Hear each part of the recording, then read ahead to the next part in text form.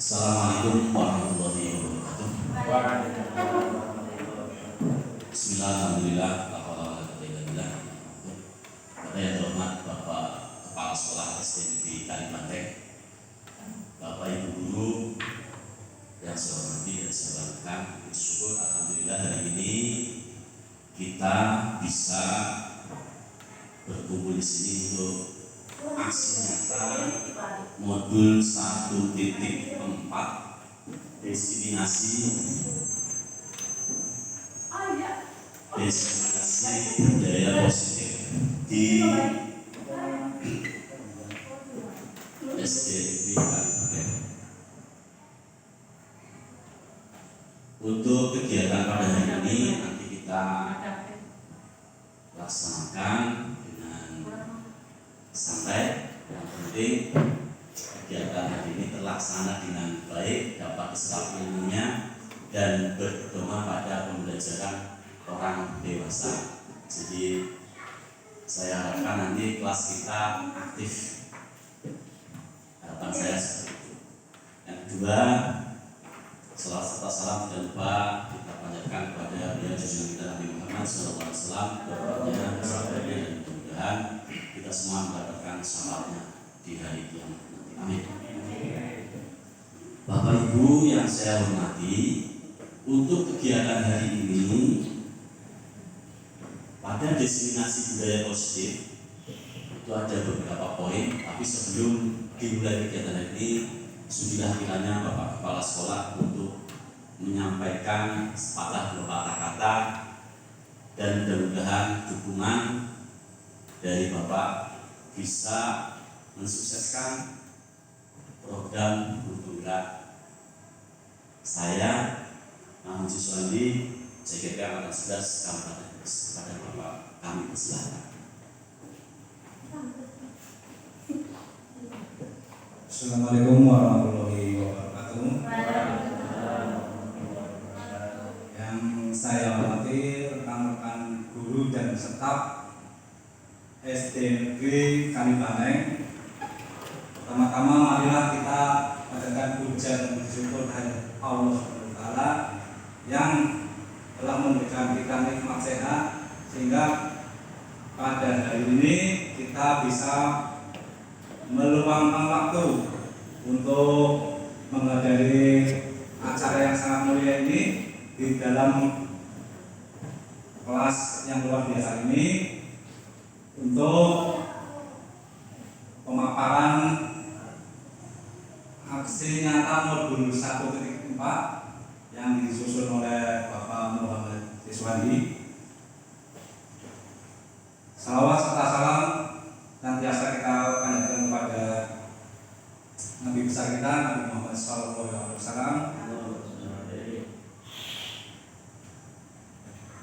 Ya,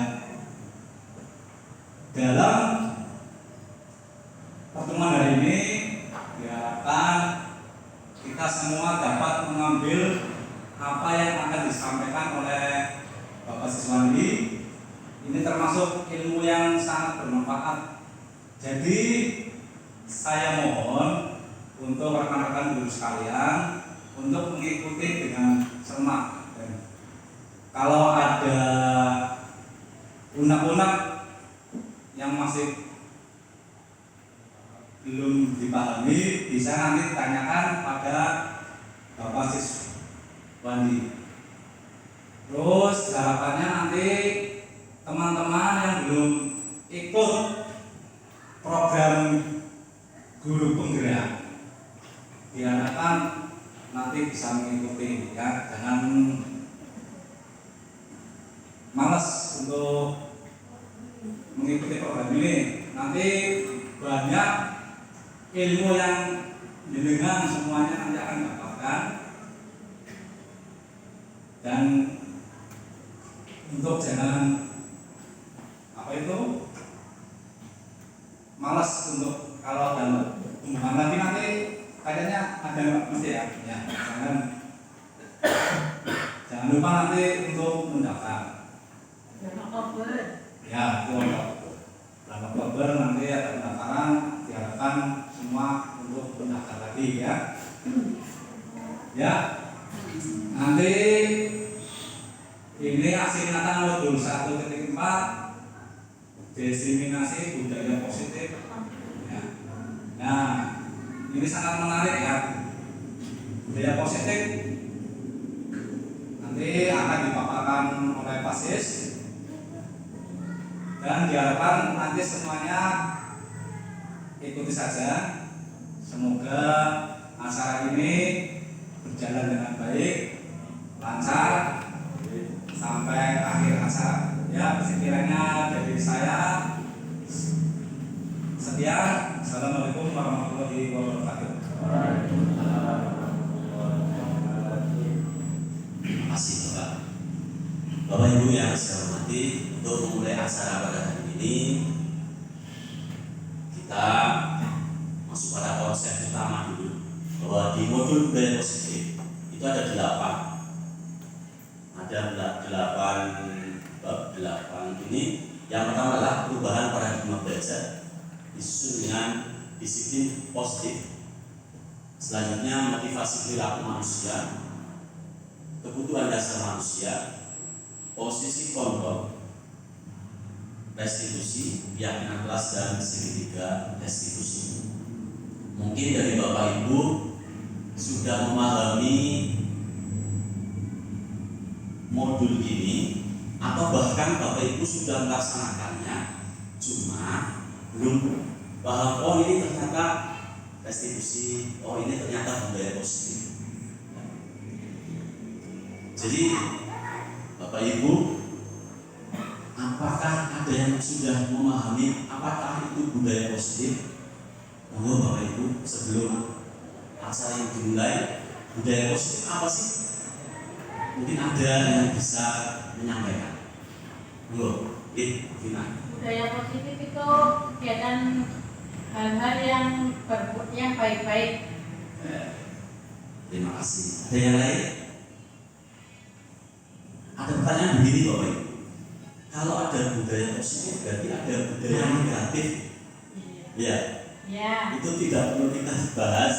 Ya. Yang kita bahas adalah budaya positif. Betul sekali. Budaya positif adalah merupakan perwujudan dari nilai-nilai kebiasaan-kebiasaan yang diterapkan sekolah yang berpihak pada peserta didik agar dapat berkembang menjadi pribadi yang kritis, penuh hormat, dan bertanggung jawab. Jadi budaya positif itu sebetulnya sudah kita laksanakan dalam kehidupan sehari-hari kita, apalagi kita sebagai seorang guru. Jadi memang betul budaya positif ini melekat pada diri kita, apalagi sebagai bangsa Indonesia. Nah, untuk membangun budaya yang positif, sekolah perlu menyediakan lingkungan yang positif, aman dan nyaman, agar murid-murid mampu berpikir, bertindak, dan menciptakan dengan merdeka, mandiri, dan bertanggung jawab. Jadi di kurikulum ini kita guru sebetulnya lebih enak, tapi sebagaimana yang dikatakan pepatah pendahulu kita, berakit-rakit dahulu, berenang-renang, ketepian. Karena apa? Karena kita itu membangun sesuatu yang sudah ada, jadi merenovasi. Karena kebiasaan zaman dulu bahwa guru itu sebagai pentransfer ilmu, transfer knowledge, bahasa Inggrisnya seperti itu Pak Ali ya.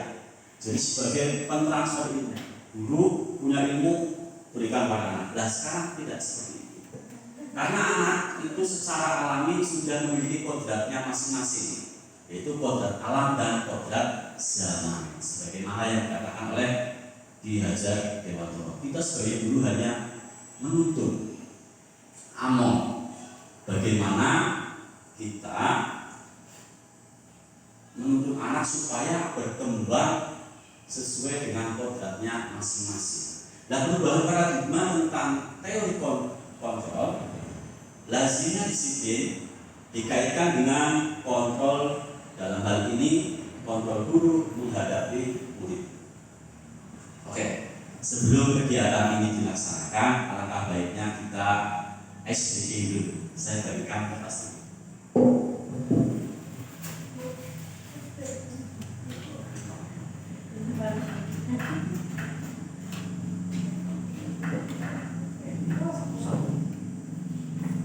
Ambil satu.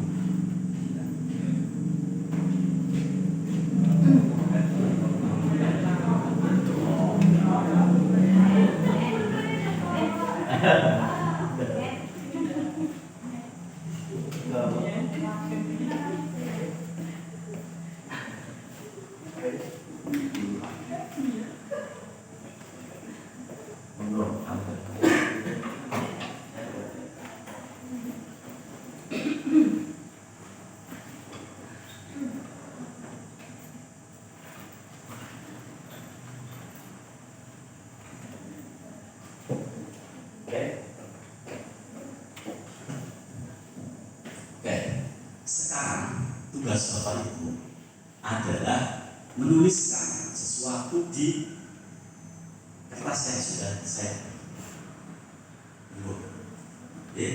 Tulis bebas.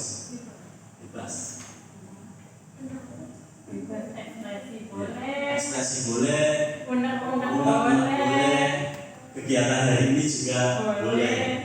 Harapan-harapan yang baik tentunya kita sebagai guru, sebagai masyarakat, sebagai manusia, kita punya harapan-harapan yang baik. Monggo. Ya, boleh. Sesuatu yang sangat berharga bagi panjenengan juga. Ya, monggo Bapak Ibu.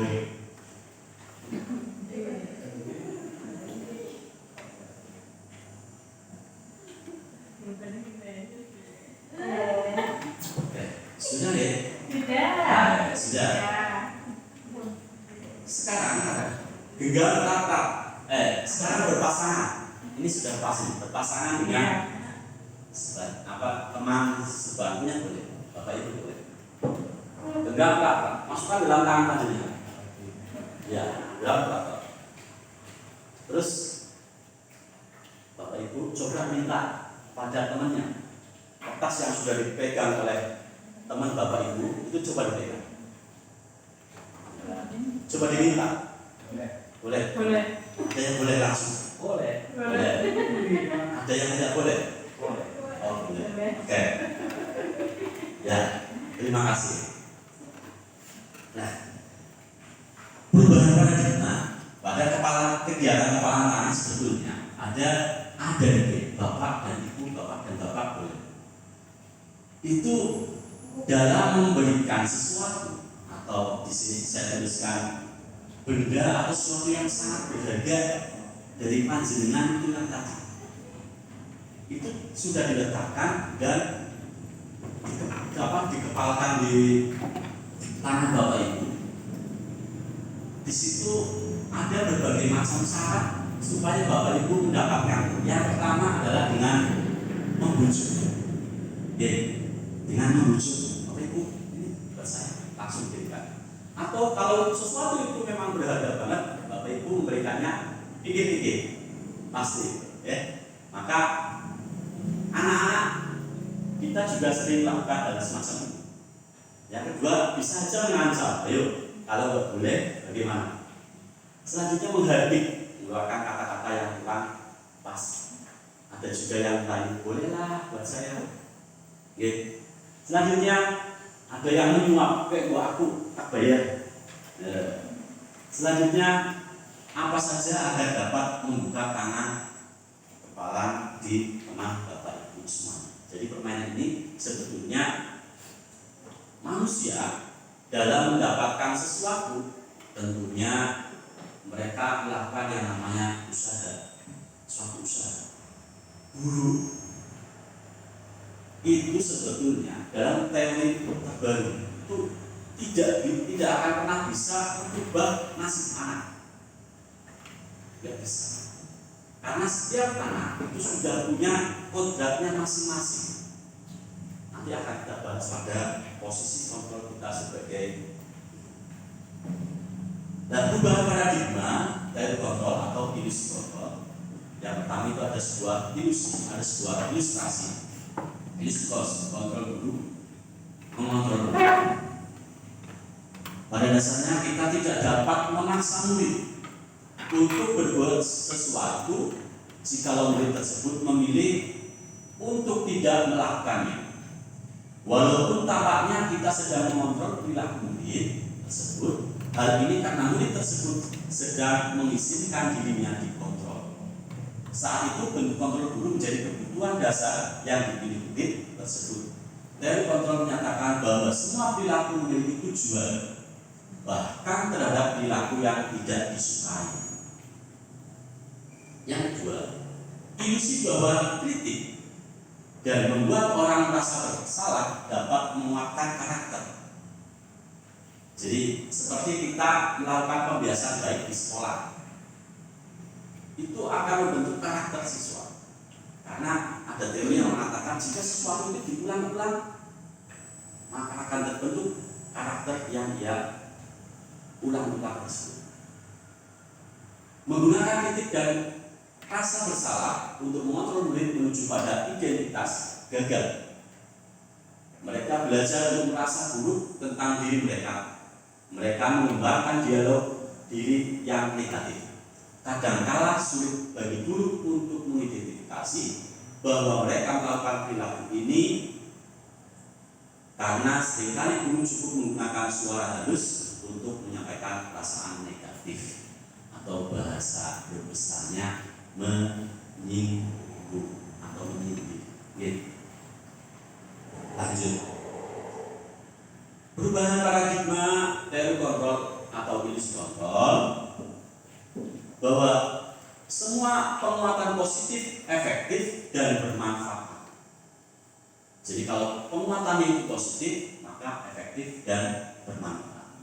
Penguasaan positif atau bujukan adalah bentuk-bentuk kontrol segala usaha untuk mempengaruhi murid agar mengulangi suatu perilaku tertentu adalah suatu usaha untuk mengontrol murid tersebut dalam jangka waktu tertentu. Kemungkinan murid tersebut akan menyadarinya dan mencoba untuk menolak bujukan kita. Atau bisa jadi murid tersebut menjadi tergantung pada pendapat sang guru untuk berusaha. Seperti halnya yang kita rasakan di kelas-kelas kita, bahwa murid kita itu ternyata kalau ada gurunya mereka nurut. Nah, ada lagi yang gelisah, mungkin ada satu dua yang gelisah karena gurunya nggak datang. Ada lagi yang senang sekali sehingga makan boleh pak gurunya tidak. Nah, ini kita di posisi mana? Ada yang baru datang, lihat teman-temannya olahraga minta jam kosong. Ya, itulah murid-murid kita. Mereka punya cara pandangnya masing-masing, punya kebutuhannya masing-masing. Yang akan kita bahas nanti di kebutuhan dasar manusia. Ilusi bahwa orang dewasa memiliki hak untuk memaksa. Jadi seolah-olah kalau orang itu sudah dewasa, mereka berhak untuk memaksa. Seolah-olah, ya maaf, di kehidupan nyata kita memang seperti itu. Kalau orang itu sudah dewasa, bisa memaksa anak-anaknya. Karena pandangannya orang itu begini, kalau tidak dipaksa, maka akan melenceng. Ya, seperti itu. Sebetulnya banyak orang dewasa yang percaya bahwa mereka memiliki tanggung jawab untuk membuat murid-murid berbuat hal-hal tertentu, seperti misalnya kamu harus berangkat pagi, kamu harus pakai topi, kamu harus pakai sepatu hitam, kamu harus potong rambut karena rambut kamu sudah panjang. Nah, selama ada sebuah kemajuan berdasarkan sebuah ukuran kerja, pada saat itu pula orang dewasa akan menyadari bahwa perilaku memaksa tidak akan efektif untuk jangka waktu panjang. dan sebuah hubungan permusuhan akan terbentuk. Inilah yang berbahaya jika kita sering memaksakan sesuatu pada diri, apalagi dengan bahasa-bahasa yang kurang pas, kurang halus, kurang sopan. Lanjut. Jadi ada dua bagian di sini, stimulasi respon dan teori kontrol. Kita coba mengubah orang agar berpandangan sama dengan kita. Teori kontrolnya adalah kita berusaha memahami pandangan orang lain tentang dunia. Kita dulu pernah mendengar sebuah kata-kata bijak dari orang tua kita, bahwa gajah yang ada di depan kita itu memiliki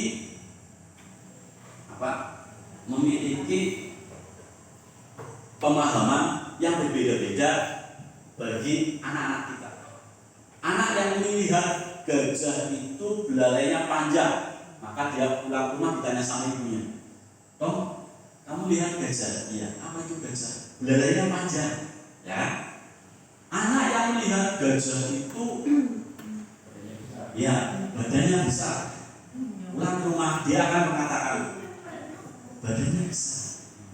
Anak yang lihat dari belakang, kok hewannya lucu ya, badannya besar tapi telinganya lebar, ekornya kecil dan sebagainya. Mereka melihat sesuatu itu berdasarkan dari sudut pandang masing-masing, sama seperti kita. Yang kedua, perilaku buruk dilihat sebagai suatu kesalahan. Kita sering kali melihat sesuatu yang buruk itu adalah kita anggap sebagai suatu kesalahan. Buruk ya salah, buruk salah. Padahal semua perilaku memiliki tujuan. Di kelas-kelas kita sering lihat ada anak yang kalau kita kasih pelajaran itu selalu ya cuak-cuak, ngomong banget. Tapi ketika panjenengan coba dekati, pasti mereka punya tujuan. Satu, ingin diperhatikan. Yang kedua, kurang kasih sayang di rumah. Yang ketiga, dia tidak punya saham. Mungkin bisa ya. Karena saya juga ini sedang meneliti ya. Ada anak yang dulunya saya lihat dari kecil itu bagus. Ternyata setelah masuk di kelas saya, karena ibunya meninggal dunia kemarin, itu kalau pelajaran itu banyak ngomong, dia ngomong sendiri. Setelah saya tanya, saya dekati, ternyata memang dia lagi rindu sama ibunya. Ya kalau kita kan harus memposisikan diri sebagai dia, jadi kasihan juga dia sedang rindu sama ibunya. Makanya dia sering pengen berat. Orang lain bisa mengontrol saya. Orang lain itu seolah-olah bisa mengontrol saya. Padahal hanya Anda, hanya panjenengan yang bisa mengontrol diri Anda, diri panjenengan.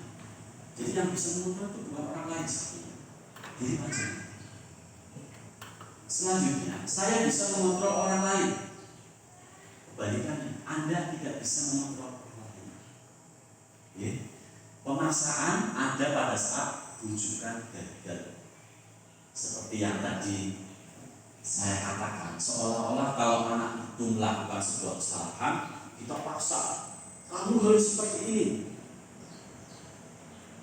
Bisa saja anak tersebut belum siap, maka dia akan kecewa dengan dirinya sendiri, merasa tertekan.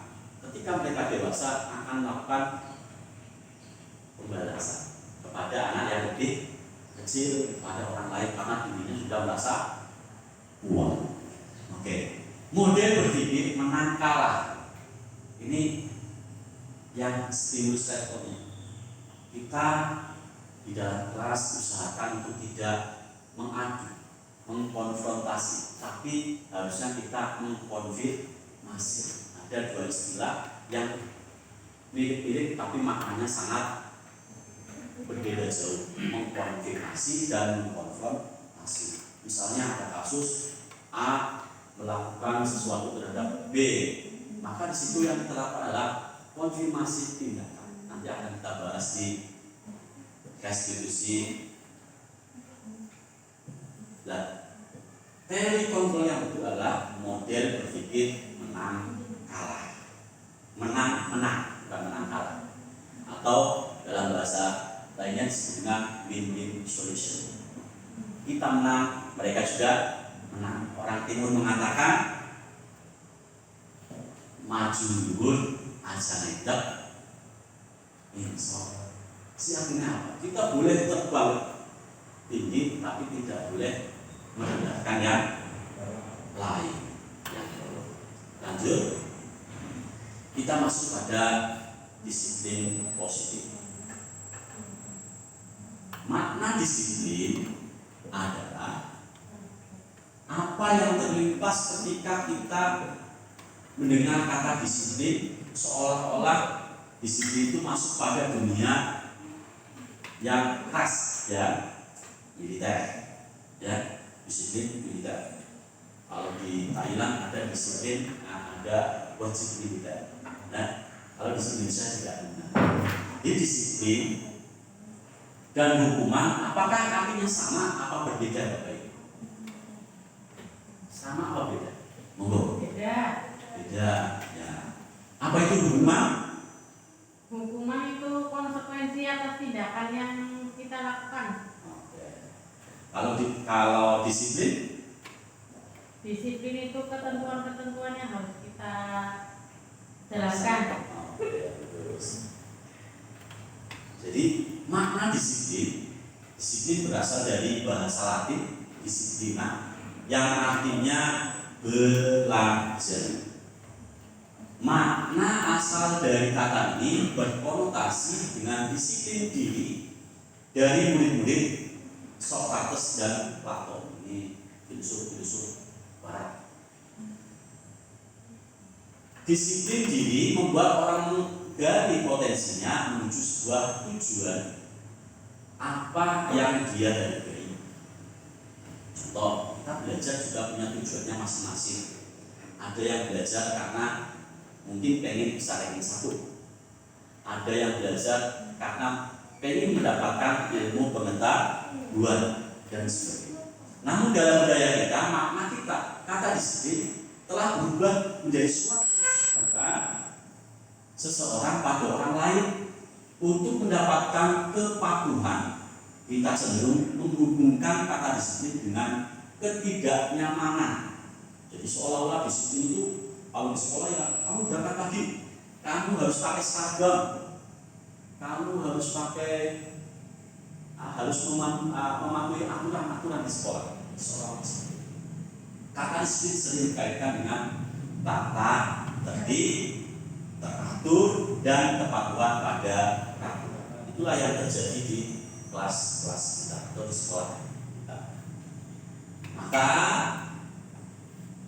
Ki Hajar Dewantara menyatakan bahwa untuk mencapai kemerdekaan atau dalam konteks pendidikan kita saat ini dan untuk menciptakan murid yang merdeka, syarat utamanya adalah harus ada disiplin yang kuat, disiplin diri yang memiliki disiplin yang dimaksudkan disiplin diri yang memiliki motivasi internal. Jika kita tidak memiliki motivasi internal, maka kita memerlukan pihak lain untuk mendisiplinkan kita. Jadi kalau kita tidak bisa, ya kita butuh orang lain karena kita sebagai makhluk sosial. Disiplin positif yang pertama adalah cara penerapan disiplin yang mengajarkan anak bertanggung jawab dan menumbuhkan kesadaran diri berdasarkan nilai-nilai kebajikan. Selanjutnya lebih ke arah disiplin yang dapat mengontrol diri dalam melakukan segala tindakan. Ada norma-normanya. Kalau di Indonesia itu ada norma-normanya. Kita melakukan ini maka konsekuensinya ini. Kita melakukan ini maka kita akan seperti ini. dapat membuat murid memahami dan menyadari berdasarkan motivasi internal, bukan akibat paksaan, ujian atau hukuman. Jadi murid itu melakukan sesuatu itu memang dari dalam dirinya sendiri. Maka motivasi itu ada dua. Yang pertama motivasi dari dalam diri sendiri atau motivasi intrinsik, dan motivasi dari luar atau motivasi ekstrinsik. Jadi ini kita masuk pada teori motivasi. Teori motivasi perilaku manusia. Yang pertama tadi sudah saya katakan bahwa sesuatu atau manusia itu melakukan sesuatu tujuannya untuk menghindari ketidaknyamanan atau hukuman. Kita melakukan inilah biar tidak dihukum.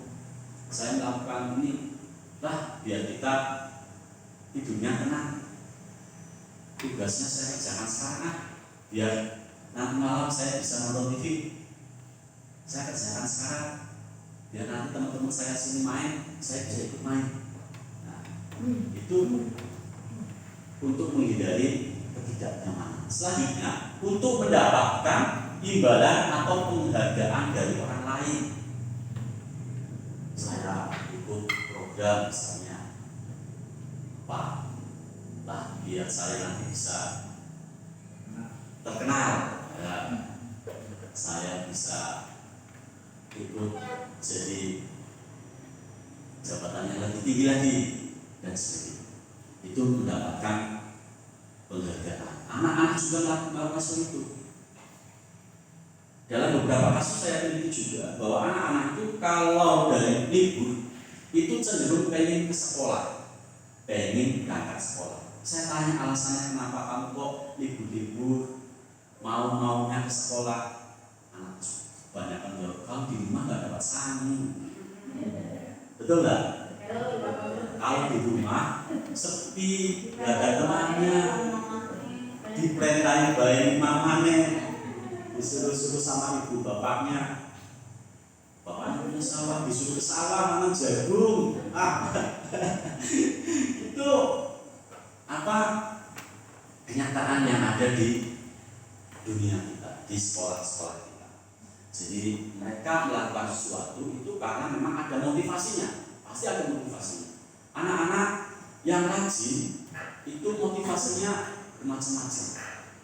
Ada yang pengen ikut lomba, ada yang pengen dapat sangu tambahan dari bapak ibunya dan lain-lain. Yang ketiga, untuk menjadi orang yang mereka inginkan dan menghargai diri sendiri dengan nilai-nilai yang mereka percaya. Karena mereka melihat mungkin di TV seperti tayangan-tayangan di televisi kita atau internet atau apa yang mereka lihat, mereka melihat ada jagoan, ada orang-orang terkenal, ada hero, superhero, penyanyi dan sebagainya sesuai dengan imajinasinya. Dan itu tidak bisa kita bendung. Kenapa? Karena teknologi itu memasuki ruang-ruang yang tidak bisa kita cegah. HP sekarang sudah masuk di kamar-kamar anak. Orang tua yakin, saya yakin, mungkin bapak ibu bisa, tapi saya belum bisa juga. Bisa nggak bapak ibu itu ngontrol anak saya bukannya apa hari ini? Saya yakin nggak bisa. Karena mungkin kalau anak SD mungkin belum pakai password ya. Kalau sudah SMP, SMA, waduh passwordnya sulit. Passwordnya sulitnya, ya Allah, lebih sulitnya mengerjakan matematika soal sains. Ya, ada passwordnya. Jadi apa sih yang harus kita lakukan? Pendekatan. Kita harus mendekatkan anak-anak sifat kita sebagai manajer. Jangan menjadi penghukum dan sebagainya, nanti kita akan bahas di teori selanjutnya. Tujuan di sini adalah, jadi di sini tujuan di sini adalah untuk menjadi orang yang mereka inginkan dan menghargai diri sendiri dengan nilai-nilai yang mereka percaya. Jadi sekali lagi tujuan dari sini adalah menanamkan motivasi yang ketiga pada murid kita, yaitu untuk menjadi orang yang mereka inginkan dan menghargai diri sendiri dengan nilai-nilai yang mereka percaya. Selanjutnya, ketika murid-murid kita memiliki motivasi tersebut, mereka telah memiliki motivasi intrinsik, ya, sudah saya katakan tadi, yang berdampak pada jangka panjang. Motivasi yang akan terpengaruh pada adanya hukuman atau hadiah. Mereka akan tetap berperilaku baik dan berlandaskan nilai-nilai kebajikan karena mereka ingin menjadi orang-orang yang menjunjung nilai-nilai yang mereka hargai. Nah, sampai di sini di teori motivasi, apakah ada Bapak Ibu yang ingin berpendapat, menyanggah juga boleh? Monggo. Di teori motivasinya sudah jelas. Jadi kesimpulan dari motivasi itu, manusia itu melakukan sesuatu ada 3 tujuan. Yang pertama, menghindari ketidaknyamanan, ya, atau menghindari hukuman. Yang kedua, untuk mendapatkan penghargaan. Dan yang terakhir, menjadi orang yang mereka inginkan dan menghargai diri sendiri dengan nilai-nilai yang mereka percaya. Lanjut di hukuman, konsekuensi, dan penghargaan. Ini yang sudah saya bahas di awal sedikit-sedikit. Apa sih hukuman? Apa sih konsekuensi, dan apa sih penghargaan?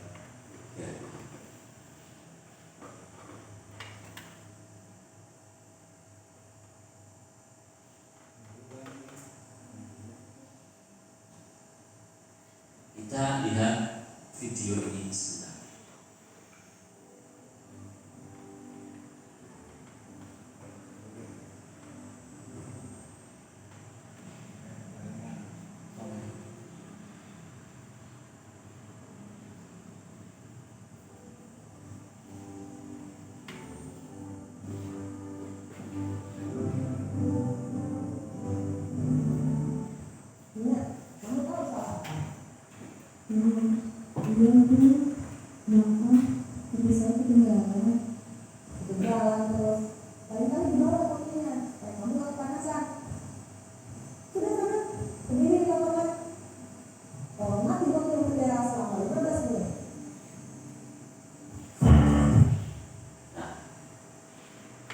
Apakah Bapak Ibu pernah seperti ini?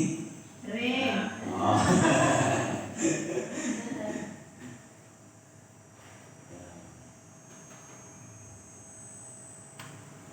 Ini yang namanya hukuman. Jadi saya juga sering melakukan hal semacam ini karena merasa bahwa kalau tidak seperti itu maka tidak akan jeda. Ya, sepakat dah saya ya. Tapi apakah ini benar? Mari kita bahas bersama-sama. Hukuman adalah bentuk sanksi yang diberikan sebagai akibat langsung dari tindakan melanggar hukum. Jadi sifatnya langsung. Ketika orang itu mendapatkan melakukan sebuah kesalahan, dia langsung mendapatkan hukuman atau melanggar hukum atau melanggar aturan. Biasanya bersifat negatif dan sanksinya tidak bisa diprediksi karena guru yang menentukan. Jadi yang menentukan guru, terserah gurunya. Tidak ada komunikasi. Langsung aja kamu berdiri 15 menit. Kamu hormat bendera, ya. Bukan seperti itu. Tidak ada toleransi logis antara kesalahan dan solusi. Selain itu, hukuman juga bisa membuat tidak nyaman untuk murid anak dalam jangka waktu yang panjang. Korban dapatkan keadilan dan murid atau anak yang tersebut. Jadi hukuman ini cenderung tidak menyelesaikan masalah. Selanjutnya konsekuensi. Konsekuensi adalah akibat dari tindakan yang dilakukan. Ada teori sebab akibat. Nah, konsekuensi ini sebetulnya cenderung pada teori sebab akibat. Sebab kita hari ini ngantuk ya udah siang, ya udah siang kita ngantuk, itu aja nggak apa-apa. Ya. Konsekuensi adalah sebuah keadaan di mana terdapat sebuah kesepakatan dan bentuk tanggung jawab yang sudah diprediksi oleh guru dan murid. Adanya kesepakatan ini yang membedakan hukuman dan konsekuensi. Jadi Bapak Ibu perlu memahami bahwa hukuman dan konsekuensi itu berbeda. Ya. Konsekuensi juga bersifat sesuatu yang harus terjadi, biasanya akan membuat anak tidak nyaman untuk murid atau anak dalam jangka waktu pendek. Kalau hukuman tadi jangka waktunya panjang, kalau konsekuensi itu pendek. Korban bisa merasa mengabaikan atau murid anak akan dibuat tidak nyaman. Jadi bedanya sekali lagi, kalau hukuman itu sifatnya langsung dan efeknya jangka panjang. Kalau konsekuensi merupakan sebuah sebab atau sebuah akibat.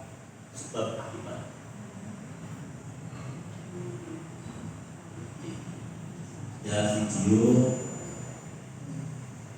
apakah ini konsekuensi apa hukuman?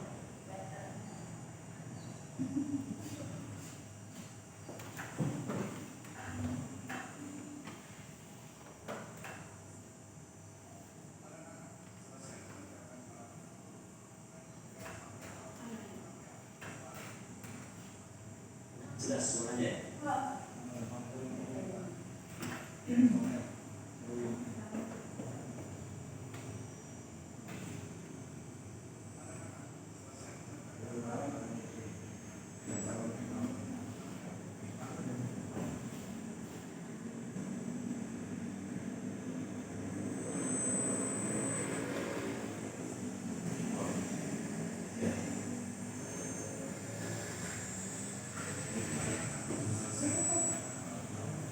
Lanjutkan sampai halaman 56 ya. Baik Pak.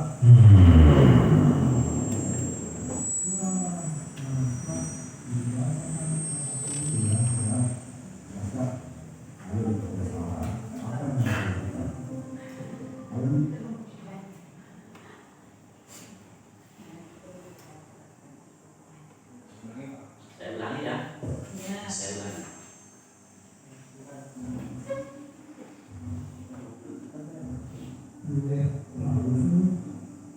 Anak-anak, selesai mengerjakan halaman 50, lanjutkan sampai halaman 56 ya. Baik Pak.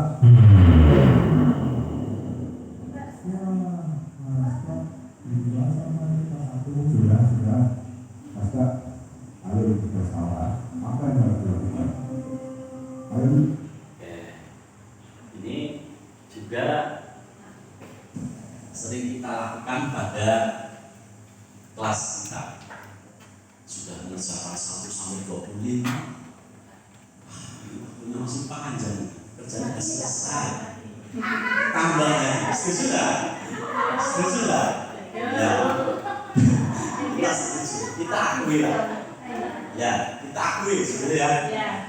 Masih jam 9, pekerjaan sudah selesai. Anak-anak sudah selesai belum? Oh, kita sudah tambah lagi. Nah, kira-kira ini apakah ini sebuah konsekuensi yang benar apa tidak? Tidak. Coba yang lainnya. Bahasa Inggrisnya bongkar ya. Jam 10 kok setengah. Bangkit kok jam 11. Pulangnya nanti jam 11. Nah, itu yang memang kita ambil fakta-fakta di sekolah. Oke. Saya lanjut ya. Nah, yang tadi hukuman apa? Nah, sekarang ini ilustrasi yang kedua. Maaf Pak, saya lupa pakai. Kamu tahu kan apa konsekuensi menghadapi dalam master? Ya Pak, belajar sendiri perpustakaan. Baik, silakan langsung ke perpustakaan.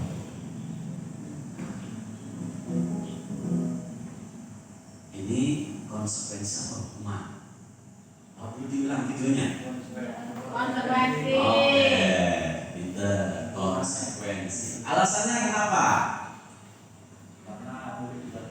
Sudah tahu.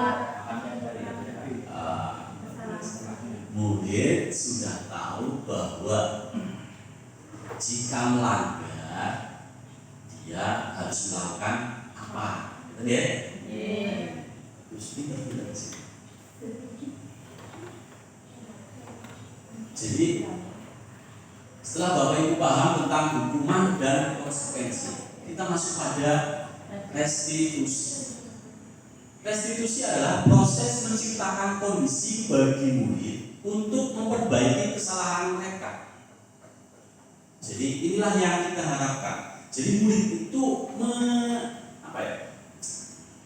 menemukan sendiri, mengakui sendiri kesalahannya dan memperbaiki dirinya sendiri, sehingga mereka bisa kembali pada kelompok mereka dengan karakter yang lebih kuat.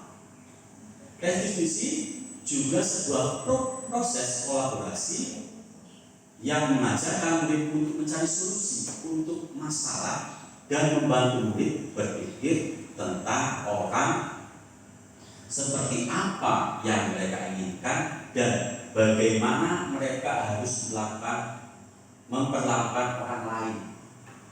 Jadi kalau kita kan diajarkan gini sama orang tua kita, hari ini larang aja. Kalau dicubit sakit, kita tidak boleh Mencubit. Jadi dirinya sendirilah yang akan bahasa Jawa Tengah kan masalah mengejawantahkan.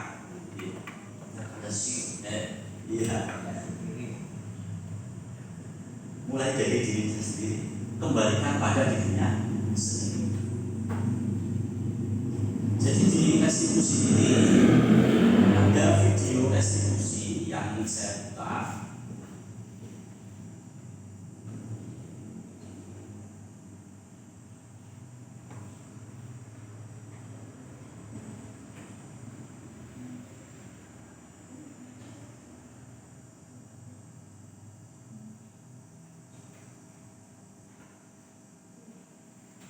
Sebuah kasus, ada dua kasus di mana sering kita jumpai pada kelas kita.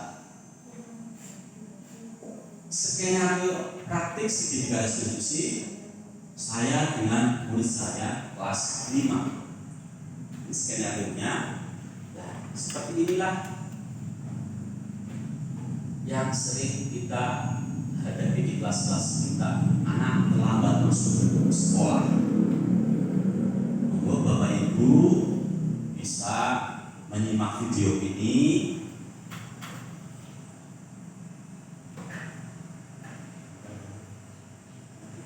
Nanti ada videonya. Nah, kasusnya seperti ini. Ini sudah jam 8. Ada anak lambat datang ke sekolah. Jadi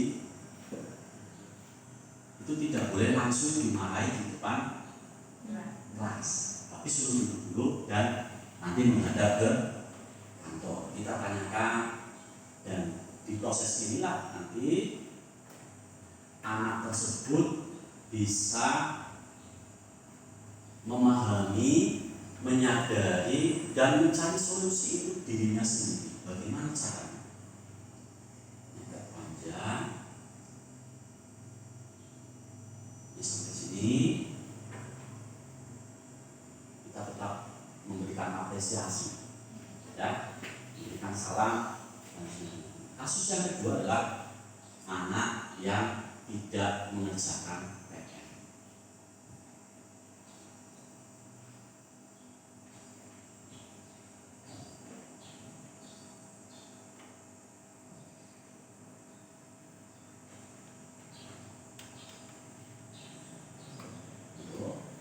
Di sini saya sudah melakukan penerapan segitiga restitusi kepada 2 anak didik saya, dan alhamdulillah ini walaupun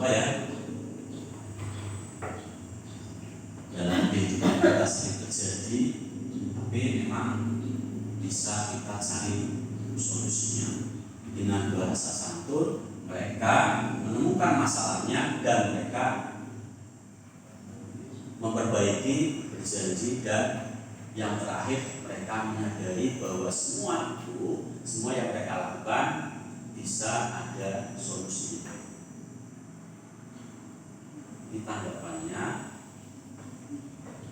Setelah ini kita memahami, tetap kita berikan salam santun.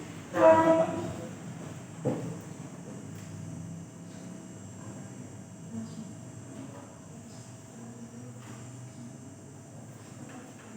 Monggo Bapak Ibu.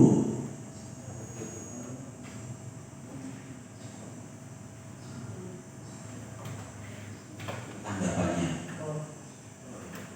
sudah Pak. Jadi ada refleksi dari tindakan tersebut. Kita terakhir kita tanya, dengan kegiatan seperti ini apa sih yang mereka rasakan? Terima kasih. Lanjut kita di restitusi sudah, kita masuk pada kebutuhan dasar manusia. Sekali lagi, untuk mengingatkan kita pada pelajaran-pelajaran kita di masa sekolah kita, ada berapa ya kebutuhan dasar manusia? 3. Yang pertama, Sandang. apa? Sandang. Sandang. Yang kedua, Pangan. pangan. 3, Papan. papan. Oke, itu kalau nggak salah tingkatnya SD ya Bapak Ibu ya. Ya. Kita dulu pernah SMP. Kalau di SMP kebutuhannya, wah, ada 3. Yang pertama, internet atau kebutuhan pokok. Yang kedua kebutuhan tambahan. Yang selanjutnya rasiat atau apa ya? Kebutuhan barang mewah. Ya, seperti misalnya kita sudah punya value, maka kita pengennya ADV ya. Punya motor, pengen mobil. Ya, punya motor pengen Mobil. punya mobil pengen. Ya, kita buat santai aja ya Bapak Ibu ya. Iya. Belajar kita kelas dewasa, santai aja Bapak Ibu. Oke, di sini kita akan membahas kebutuhan dasar manusia yang Bapak Ibu sudah ketahui, tapi di pembelajaran calon guru penggerak kita pahami kebutuhan dasar manusia ada 5. Yang pertama, bertahan hidup. Ini kebutuhan dasar sekali bagi manusia. Bertahan hidup itu wajib bagi manusia. Ya. Yang kedua adalah kebutuhan tentang kasih sayang, kebebasan, kesenangan, dan yang terakhir penguasaan. Studi kasus Bu Ani, Bu Ani di sini. Guru kelas 5 di SD Berita Hati sedang bingung menghadapi pula salah satu murid di kelasnya, Agus namanya. Beberapa anak telah datang dan mengeluh. Agus seringkali meminta bekal makanan yang mereka bawa dengan paksa. Jika Anda menghadapi situasi seperti itu, apa yang akan Anda lakukan? Coba, kalau ada anak itu sukanya merebut makanan temannya, kalau temannya dibawa, gimana? Bapak Ibu, ada anak kok sukanya seperti itu terus? Menegurnya. Terus memberi, terus menanyakan alasan, apalagi yang lainnya. Membujuk, Saling memberi. bisa berbagi. Menurut Anda, apakah kira-kira alasan Agus melakukan hal tersebut? Jadi kan Ibu tadi sudah mengatakan cari tahu alasannya apa. Nah, sekali lagi, orang melakukan sesuatu pasti ada alasannya. Dalam konteks penerapan disiplin positif, Ibu Ani sebaiknya mencari tahu alasan Agus, betul sekali, melakukan tindakan tersebut agar mengetahui kebutuhan mana yang sedang berusaha dipenuhi Agus. Apabila jawaban Agus karena dia lapar, bisa saja dia lapar, bisa ya? Dia dari rumah tidak sarapan, dia lapar.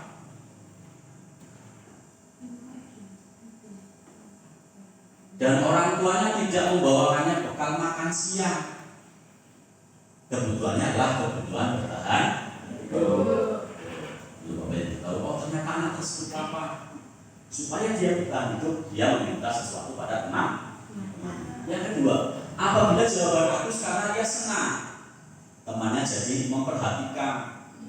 Ada juga anak seperti ini. Kebutuhannya adalah cinta dan kasih sayang. Dia butuh cinta dan kasih sayang, kebutuhan untuk diterima. Selanjutnya, apabila jawaban Agus adalah dia merasa karena hebat, karena temannya jadi takut dan menuruti keinginannya, kebutuhan adalah kebutuhan penguasaan, merasa dirinya hebat, saya berkuasa.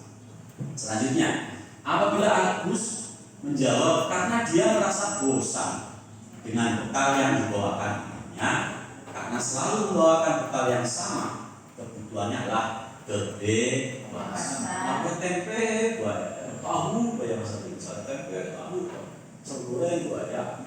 Mungkin dia pengen ayam, pengen sosis, nugget dan sebagainya. Itulah kebutuhan akan pilihan. Jadi diharapkan juga kita sebagai guru memberikan pilihan pembelajarannya juga. Selanjutnya, apabila jawaban Agus adalah karena iseng lah, dan dia menikmati ekspresi wajah temannya yang kesal karena diambil makanannya, kebutuhannya adalah kesenangan. Jadi macam-macam, satu masalah jawabannya macam-macam, dan penanganannya juga berbeda. Sampai sini mungkin Bapak Ibu bisa berkeluh kesah dulu sebentar dari kegiatan pembelajaran yang ada di sekolah kita, atau boleh menanyakan sesuatu. Kita diskusikan. Monggo. Dari kebutuhan dasar manusia. Ini masih ada beberapa poin lagi, Bapak Ibu, tenang saja. Gimana Bapak Ibu? Sudah jelas? Cukup? Jadi pada intinya, jika ada suatu kasus di sekolah, maka kita sebagai seorang guru baiknya mencari tahu alasannya apa dia melakukan sesuatu dan lanjut pada posisi kontrol.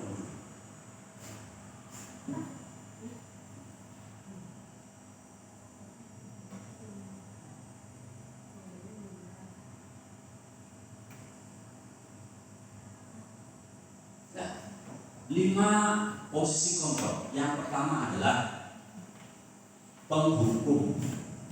Bisa seperti itu. Saya berbesar.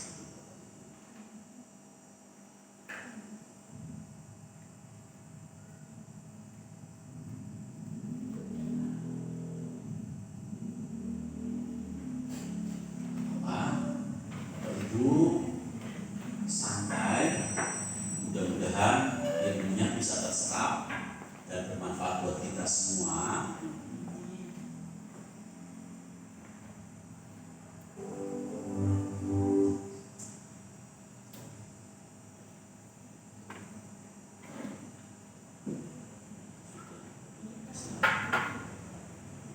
Ini posisi kontrol kita sebagai seorang. Yang pertama adalah posisi kontrol penghukum. Kita nanti memahami kita ini selama ini jadi apa, ya.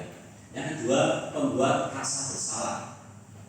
Selanjutnya kita juga bisa sebagai teman, sebagai pemantau, dan terakhir sebagai manajer. Nah, penghukum itu itu masuk pada identitas gagal atau kontrol dari luar. Sifatnya ekstrinsik, menghindari hukuman. Yang pertama, penghukum itu guru berbuatnya apa sih? Menghardik, menunjuk-nunjuk, menyakiti atau menyindir. Maka guru berkatanya gini, kalau kamu tidak melakukan, awas. Ada kata awas, awas ya. Rasakan ini. Itu sebagai hukum. Hasilnya apa? Anak tersebut akan menyalahkan orang lain dan berbohong. Kalau kita selalu dihukum, maka bagaimana menghindari hukuman? Berbohong, les. Ya. Selanjutnya, kaitannya dengan dunia berkualitas, murid meletakkan guru di luar dunia berkualitas. Nah, murid akan berkata, biarkan saja, nanti juga marah-marah lagi.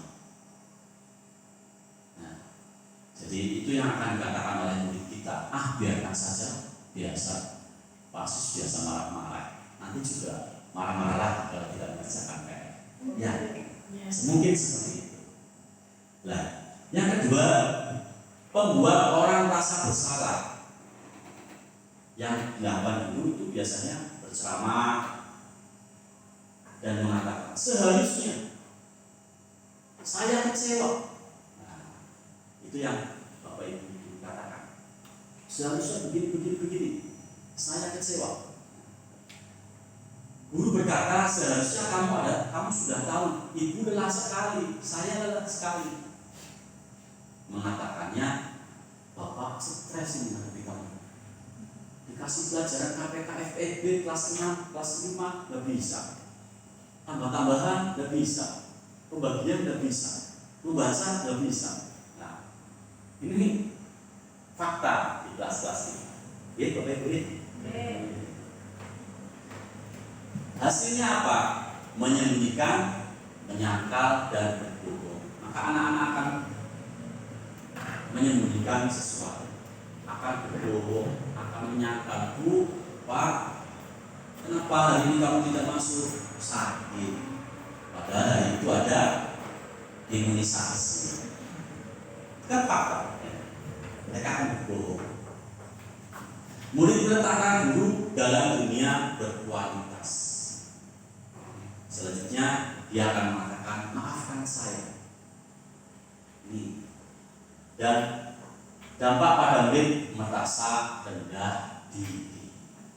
Selanjutnya guru dalam identitas hasil sukses, kontrol dari luar.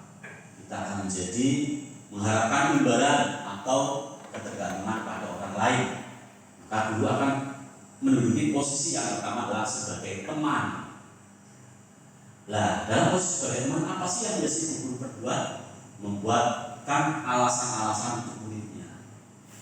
Oke, usah, ini anak, ingat ya, kalau kamu tidak pakai topi, maka kamu kepanasan.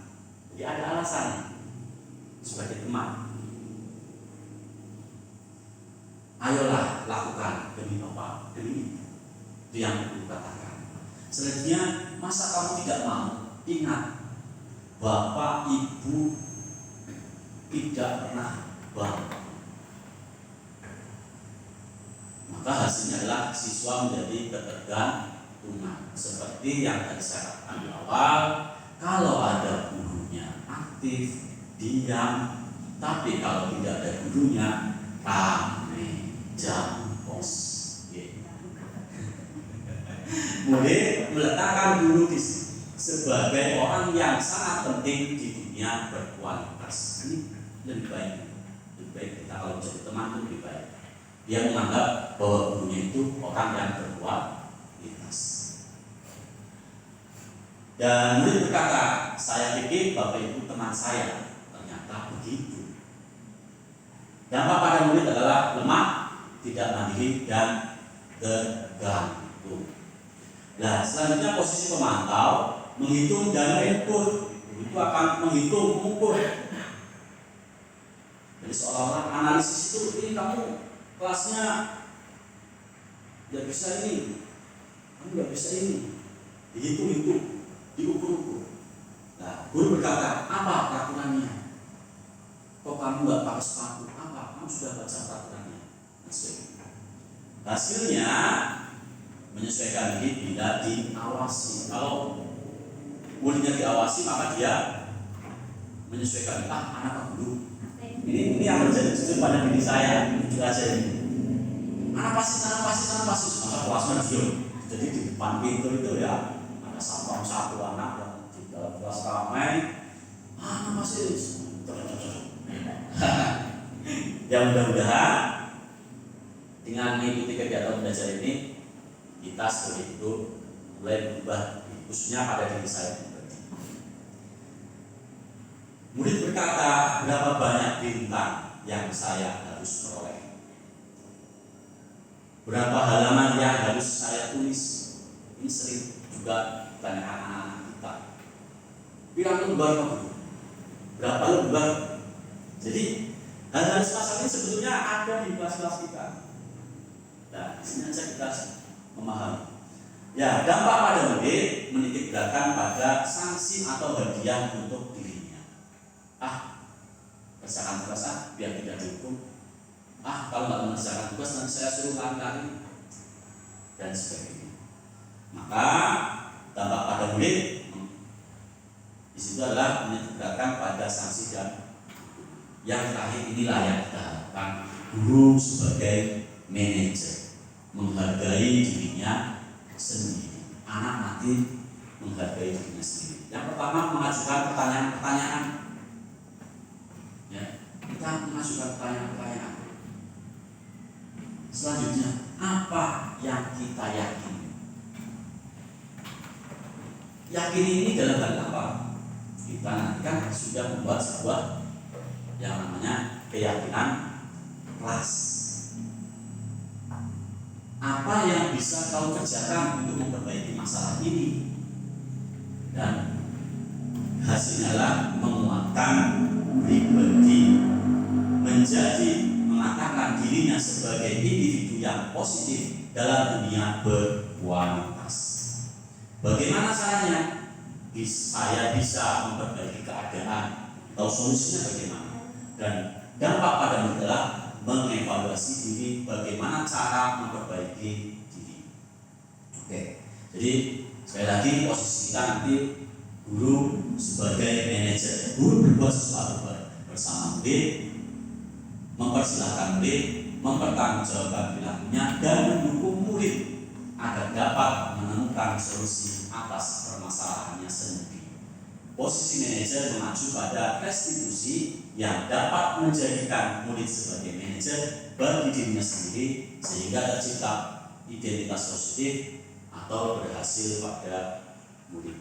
Nah, bicara keyakinan, kita masuk pada keyakinan kelas. Kenapa keyakinan kelas bukan peraturan kelas, Bapak Ibu? Yang kedua, kan ada selama ini kan kita disuguhkan dengan peraturan kelas 5, peraturan kelas 6, peraturan kelas 1, tidak boleh begini, tidak boleh begitu. Ada yang bisa memberikan solusinya? Kenapa keyakinan?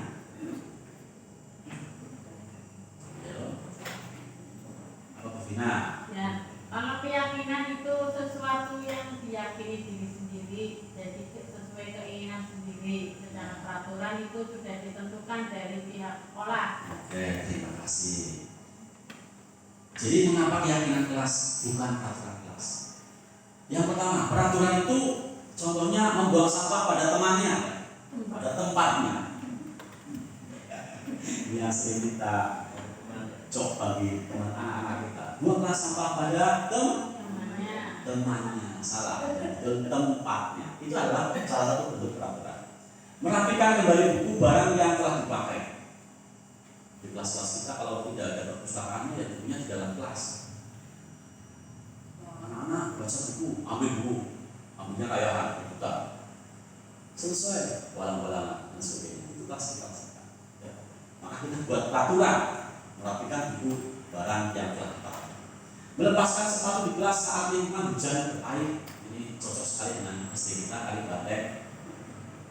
Kalau tidak dilepaskan maka kelasnya seperti sawah, bisa bercocok ya, kelasnya bagus sekali. Maka dibuat peraturan melepas sepatu di kelas saat lingkungan atau hujan atau berair. Yang keempat, jajan atau minum dengan membawa alat makan sendiri. Menurut Bapak itu gimana nih? Kalau jajan, makan, minum, bawa alat sendiri bagaimana? Setuju nggak? Setuju. Ya. Mengurangi sampah. Mengurangi sampah. Ya, kotoran di lingkungan ya, lingkungan jadi bersih lingkungannya, bagus nih. Ini tapi ini masuk pada jadi kebersihan atau kenyamanan kelas. Nilai-nilai kebersihan, kenyamanan nilai yang kita sebut sebagai suatu keyakinan, yaitu nilai-nilai kebajikan universal yang disepakati secara tersirat dan tersurat, lepas dari latar belakang suku, negara, bahasa atau agama. Jadi sepakat semua. Peraturan ini ya sepakat semua, kita sepakat. Nah, ini bersifat universal, diakui. Selanjutnya, menurut Diana Dosen, suatu keyakinan akan lebih memotivasi seseorang dari dalam atau motivasi intrinsik. Seseorang akan lebih tergerak dan semangat untuk menjalankan keyakinannya daripada hanya sekedar mengikuti serangkaian peraturan tertulis tanpa makna. Seperti yang terpajang di depan kantor, peraturan ini. Tapi pelanggarannya justru lebih banyak dari peraturan. Murid-murid pun demikian. Mereka perlu mendengarkan dan memahami arti sesungguhnya tentang peraturan-peraturan yang diberikan, apa nilai-nilai kebajikan di balik peraturan tersebut, apa tujuannya utamanya. Peraturan biasanya rinci dan konkret, peraturan bisa bertambah dengan seiringnya waktu, maka akan berubah. Sedangkan keyakinan itu bersifat abstrak dan universal. Kalau peraturan itu ada sesuatu baru, maka dibuat peraturan baru. Ada sesuatu baru, dibuat lagi peraturan. Jika memaknai keyakinan jelas, guru hanya perlu mendalami kembali nilai pada muridnya yang nantinya berujung ke restitusi. Ini pembentukan keyakinan kelas, ada videonya, tapi nanti kita putar di akhir sesi. Pembuatan keyakinan kelas harus melibatkan semua warga kelas. Kalau peraturan itu hanya dari guru, kamu harus begini. Kalau pembentukan keyakinan kelas, semua warga kelas. Lewat kegiatan sudah berpendapat, keyakinan kelas sebenarnya tidak terlalu banyak sehingga mudah diingat dan dipahami semua warga kelas. Pernyataan keyakinan kelas senantiasa dibuat dalam bentuk positif. Bentuknya positif. Keyakinan kelas sebaiknya sesuatu yang dapat diterapkan di lingkungan tersebut, bersedia meninjau kembali keyakinan kelas dari waktu ke waktu. Nah, langkah-langkahnya. Yang pertama adalah membuat ruang diskusi, yang selanjutnya mencatat, merumuskan keyakinan kelas, tinjau ulang, membuat pernyataan, keyakinan, dan yang terakhir adalah tanda tangan. Ini yang saya lakukan dalam pembuatan keyakinan kelas. Saya berbeda dulu. Ini keyakinan kelas saya.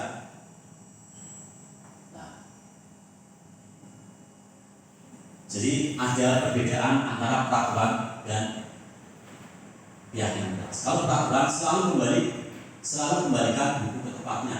Keyakinannya adalah tanggung jawab. Selanjutnya dilarang mengganggu orang lain. Itu keyakinannya menghormati orang lain. Bagi di sekolah 15 menit sebelum pembelajaran dimulai, menghormati orang lain dan berkomitmen. Dilarang melakukan kekerasan, keselamatan, menghargai orang lain. Dilarang menggunakan narkoba, alasannya keyakinan adalah kesehatan. Bergantian atau membunuh dirikan, menghormati orang lain atau bersahabat. Gunakan masker, kesehatan, keselamatan. Jangan berlari di kelas atau di koridor. Jadi anak-anak biasanya menyebutkannya ini dalam pembuatan keyakinan kelas. Maka kita arahkan, kalau sesuatu dikembalikan pada tempatnya, berarti itu keyakinan adalah tanggung jawab dan seterusnya. Masuk pada segitiga restitusi. Apa itu itu restitusi? Restitusi adalah proses menciptakan kondisi bagi murid untuk memperbaiki kesalahan mereka sehingga mereka bisa kembali pada kelompok mereka dengan karakter yang lebih kuat. Itu dinyatakan oleh Husen 2004. Ciri-cirinya yang pertama, bukan untuk menebus kesalahan, namun untuk belajar dari kesalahan. Memperbaiki hubungan, tawaran, bukan paksaan. Restitusi menuntut untuk melihat ke dalam diri. Restitusi menjadi kebutuhan dasar yang mendasari tindakan. Restitusi diri adalah cara yang paling baik untuk memperbaiki diri. Restitusi fokus pada karakter, bukan tindakan. Dan yang 8, restitusi fokus pada solusi. 9, restitusi mengembalikan murid yang berbuat salah pada kelompoknya. Ini tahapannya. Yang pertama adalah menstabilkan identitas. Kata-kata yang kita ucapkan, setiap orang pasti pernah melakukan kesalahan. Kamu bukan satu-satunya yang pernah melakukan itu. Selanjutnya, validasi tindakan. Kata-kata yang kita keluarkan, kita sampaikan, kamu tentu punya alasan mengapa melakukan itu. Adakah cara yang lebih efektif untuk mendapatkan apa yang kamu butuhkan? Dan yang terakhir adalah menanyakan keyakinan. Keyakinan kelas apa yang telah kita sepakati? Kamu ingin menjadi orang yang seperti apa? Itu adalah tahapan segitiga restitusi. Jadi yang pertama tadi, berbuat salah itu tidak apa-apa, validasi tindakannya. Yang kedua, padahal kamu bisa melakukan yang lebih buruk dari ini.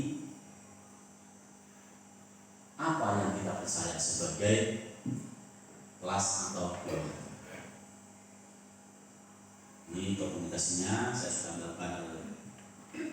sudah melakukan restitusi pada anak-anak saya di kelas 5 SD di Kabupaten. Ini dokumentasi restitusi yang terakhir dengan Mas Uni. Terima kasih Bapak Ibu sudah menyempatkan waktunya untuk kegiatan hari ini. Mohon maaf apabila ada kesalahan dan kekurangan. Sebetulnya mau berpantun, tapi waktunya udah terlalu panjang. Pantun penutupnya gini aja. Ikan sepat, ikan gabus. Lebih cepat, lebih bagus. Terima kasih Bapak Ibu. Assalamualaikum warahmatullahi wabarakatuh.